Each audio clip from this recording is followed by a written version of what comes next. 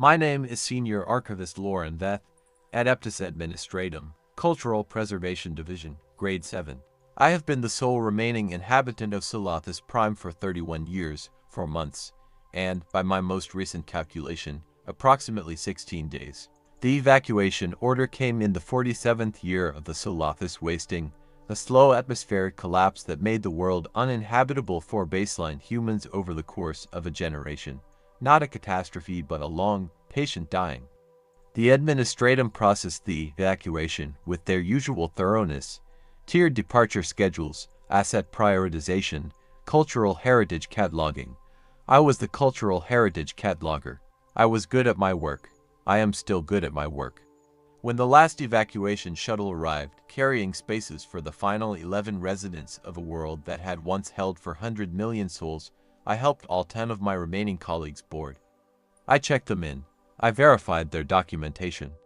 I handed the manifest to the evacuation officer, a young woman who had never seen a dying world before and was not quite hiding how much it was affecting her. And then I stepped back from the boarding ramp. She looked at me. I told her the manifest was complete. She told me there was one space remaining. I told her I was aware. She asked me if I was boarding. I told her I was not. She asked me why. I gave her an answer that was true but incomplete. I am going to give the complete answer now, 31 years later, to a tribunal that has finally sent a ship to find out whether I am alive. I am, and I am going to tell you what I am guarding. I am going to tell you what I am guarding. I am going to tell you what is buried under the dust of this world that 30 years of silence has not been able to cover. And I am going to tell you the reason, the real reason, not the one I gave the evacuation officer, why I watched the last ship leave the atmosphere and felt, for the first time in my service, completely at peace. Solathus Prime was not a strategically significant world. It did not produce vital war materials or tithe exceptional soldiers or occupy a critical position in the shipping lanes. What Solathus produced was beauty. Not frivolously, the Solathi people had developed over 3,000 years of uninterrupted civilization, a tradition of cultural production that the Administratum's assessment correctly identified as exceptional and incorrectly identified as Category 3. Their architecture used a form of resonant stonework that made buildings sing in certain atmospheric conditions, actual harmonic tones, produced by the interaction of wind and precisely angled stone, composing different music in different seasons of the year. The Great Hall of the capital had been producing a 47-movement cycle of harmonic music since its construction, 1 movement per year, cycling through a progression that their architects had designed to complete and restart every 47 years. I arrived on Solathus in my 23rd year of service at the beginning of Cycle 47. I was there for the completion. I heard it, the final movement, 47 years in the making, the accumulated resonance of a structure built to sing a specific song across a specific span of time. There were 9 other people in the hall that day. 9.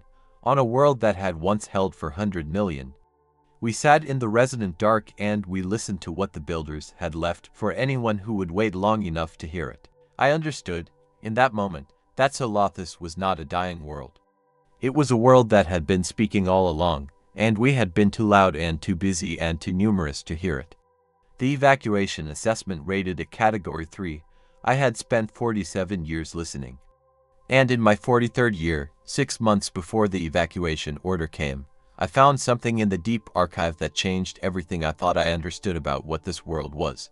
It was not Administratum property, it was a message. And it had been waiting 10,000 years for someone to read it.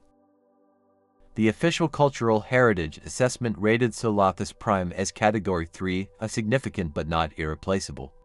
The assessors spent 11 days here. I had spent 47 years. And in my 43rd year, 6 months before the evacuation order came, I found something in the deep archive that the 11-day assessment had not found and that the official catalog did not contain, and that changed everything I thought I understood about what this world was.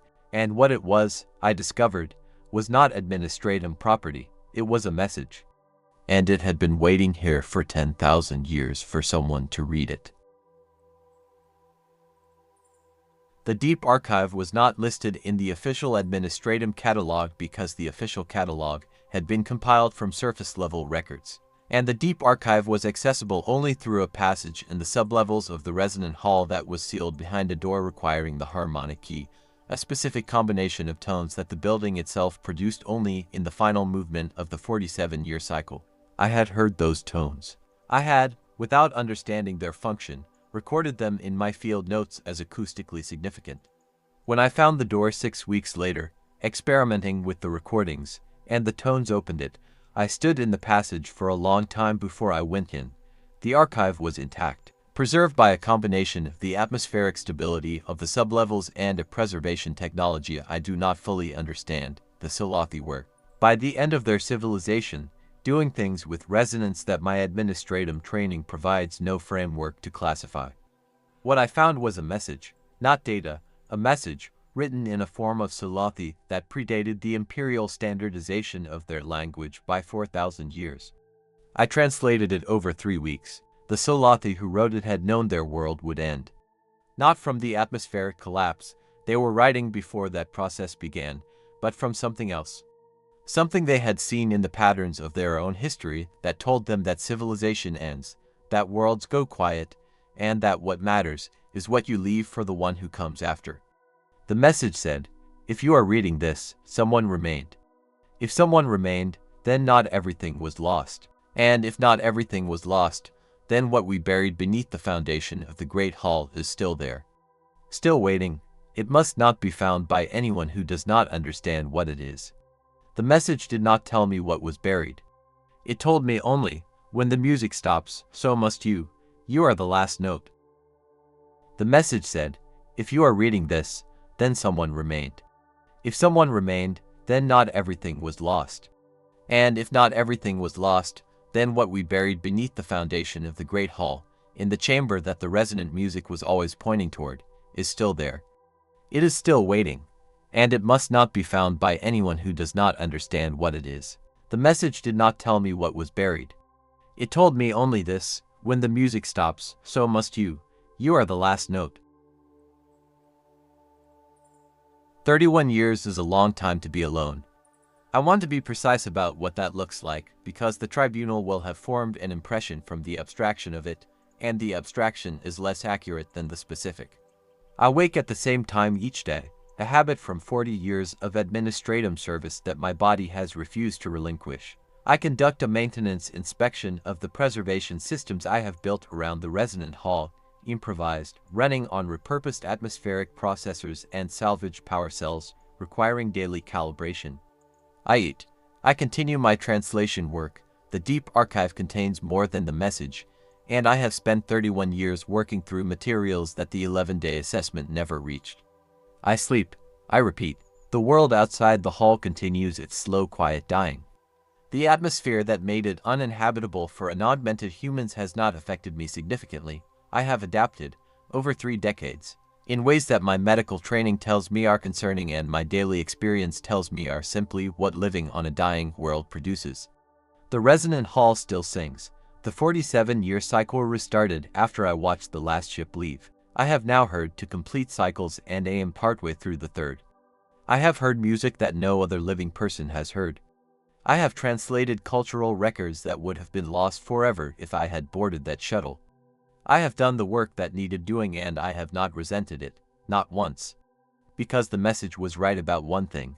I am the last note. A piece of music that ends before its last note is not complete. It is interrupted, and I refuse to let this world be interrupted. Last year, on the anniversary of the evacuation, I finally opened the subchamber. I had waited 30 years. And what I found is the reason I am still here, and the reason I will not leave until someone comes who can carry it forward.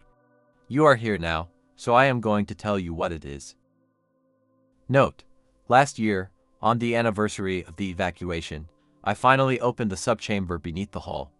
I had waited 30 years. The message had said, when you understand what you are protecting, you will know when it is time. Last year I understood. And what I found in that chamber, what the Solothi had buried 10,000 years ago beneath a building they designed to sink for 47 years and point toward this exact moment, is the reason I am still here. And it is the reason I will not leave until someone comes who can carry it forward. You are here now, so I am going to tell you what it is. What the Solothi buried was a library, not of texts, of frequencies. The subchamber beneath the hall contains an array of resonant structures, stone, crystal, material I cannot name, each tuned to a specific harmonic that corresponds to a specific memory of the Solothi civilization, not a recording, a living archive. The resonant structures interact with the presence of a listener, with the specific biological electromagnetic signature of a conscious being, and produce harmonics keyed to that individual's frequency. Every person who enters that chamber hears something different. I have entered it 47 times in the past year. I have heard 47 different things. A harvest song from the 3rd century of their civilization, a lullaby, a theorem in acoustic mathematics that I do not have the training to fully understand, but have transcribed in full.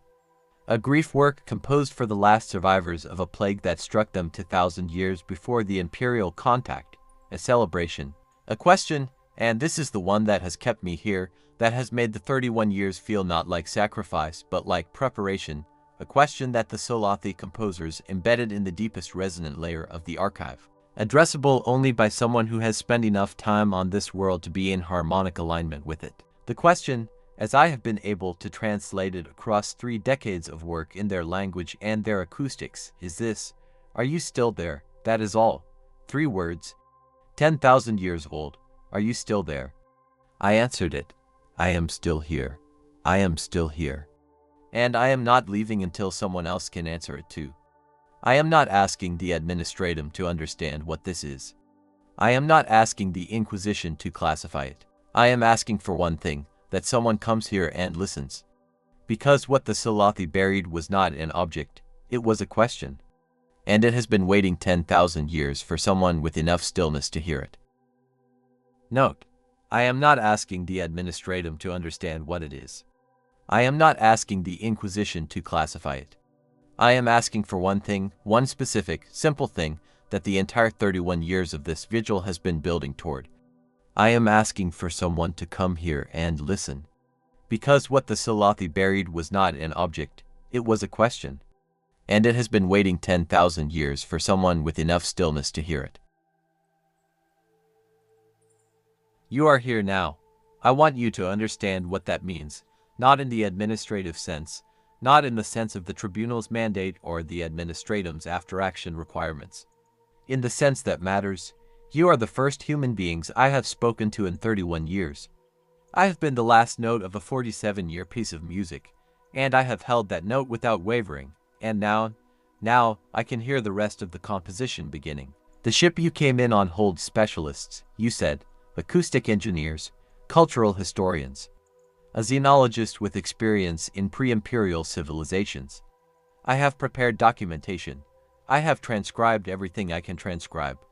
I have kept the preservation systems running and the resonant hall intact and the subchamber sealed against contamination and the translations as accurate as 31 years of solitary scholarship can make them. Everything is ready. It has been ready for some time. I have simply been waiting for someone with enough stillness to receive it. The tribunal will want to know if I am well. I am well. The tribunal will want to know if I am rational. I am rational. The tribunal will want to know why I did not respond to the 7 previous contact attempts over 31 years. I did not respond because the contact attempts used standard administratum communication frequencies, and I had learned to listen on different frequencies. I heard all 7. I was waiting for one that came from someone who understood why the silence was necessary. This one did. You are here. The hall is still singing. The archive is still waiting. The question is still asking. And if you go down into that subchamber tonight, if you sit in the dark and let the resonant stones find your frequency, you will hear something that no living person has heard since the last Solothi listened to it 10,000 years ago. I cannot tell you what it will be. That is the nature of it. Every person hears something different. What I can tell you is what I heard the first time I entered, the very first thing the archive gave me, before I had learned enough of their language to understand the question it was asking. It gave me a word. One Solothi word that I spent 3 years translating. The word, as best I can render it in Gothic, is remain. I remained, and now at last, so have you. Loranbeth waited 31 years for someone with enough stillness to hear what he was protecting. You just listened to 15 minutes of it. That counts. If this story stayed with you, if the question, "Are you still there?" landed somewhere, subscribe, like, comment, and share. Because next video, someone else sits in that chair and says something the Imperium was not built to hear. And in the comments, tell me what the archive would give you. If you went down into that subchamber tonight, if you sat in the dark and let it find your frequency, what do you think you would hear? I genuinely want to know. Laura Veth says thank you for staying up till now. You're a real hero.